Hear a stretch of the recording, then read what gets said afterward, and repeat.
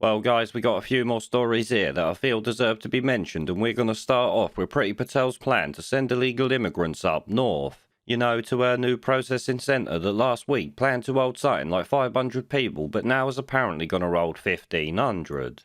This is what I actually feared was going to happen, as I said in previous videos, because putting that many people up there has just outnumbered the local villagers by around 500 people. Yes, the local village of Linton has a population of 1,000 people that will soon be a minority in their own village. How the government thinks this is okay is actually beyond me, but I'm guessing they hope most people don't actually find out about it, because when Tory voters do, I'm sure they're not going to be happy. Now, as we know, the 1,500 people they send up there will all be young men, because they ain't refugees, they're economic migrants, as I've said before. And look how well that's actually turned out in other places that these people have been dumped. We had them stalking kids in parks down in South Wales, raping women in Kent, and stabbing people in Liverpool, I think it was.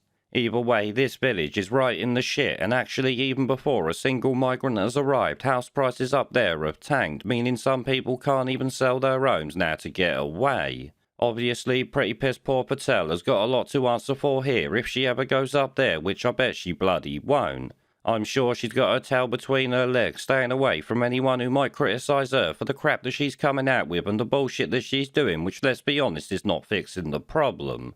Either way, I thought this was worth covering because the broadcast media certainly won't be doing it. They love Partygate too much, as you've likely guessed. And actually, speaking of which, Boris Johnson is apparently getting another fine relating to all that, so we can expect another month of the media and Labour banging on about it, like it's the most heinous thing in the world that Boris has done.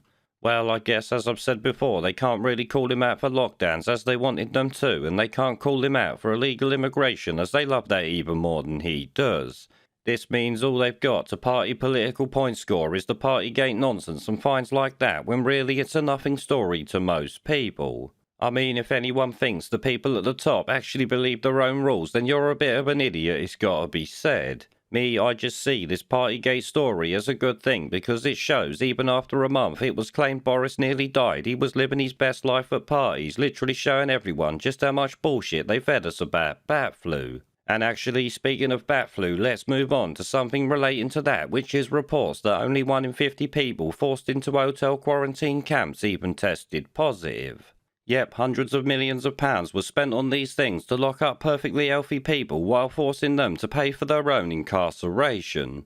Of course, even forcing them to pay didn't actually cover the cost of this pointless scheme because it still cost the taxpayer nearly $500 million despite charging people $2,000 a time. Now, I always thought it was illegal to lock people up without being convicted of a crime or something like that, but things like human rights and laws didn't matter for the past 2 years, did they? Oh, unless of course you were an illegal immigrant crossing into the UK, then they certainly mattered as we found out. Now finally, I want to mug off America's brain farter-in-chief who plans to make all US military vehicles eco-friendly. One of the things I've found out as the President of the United States, I get to spend a lot of that money. I get to decide where, no, I'm not joking. And we're going to completely, but before, we're going to start the process where every vehicle in the United States military, every vehicle is going to be climate friendly. Every vehicle. We're going to have no, I mean it. We're spending billions of dollars to do it. And it's going to matter. You know, it matters. You know, in my view, this crisis, as I said, is a genuine opportunity. An opportunity to do things we wanted to do and only now have become so apparent.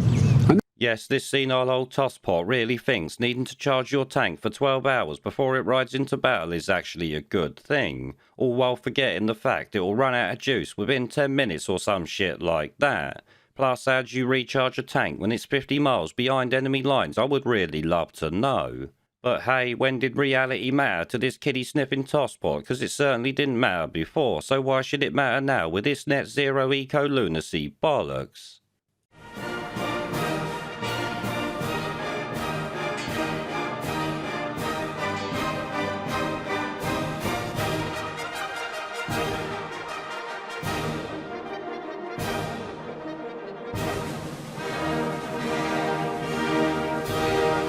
Where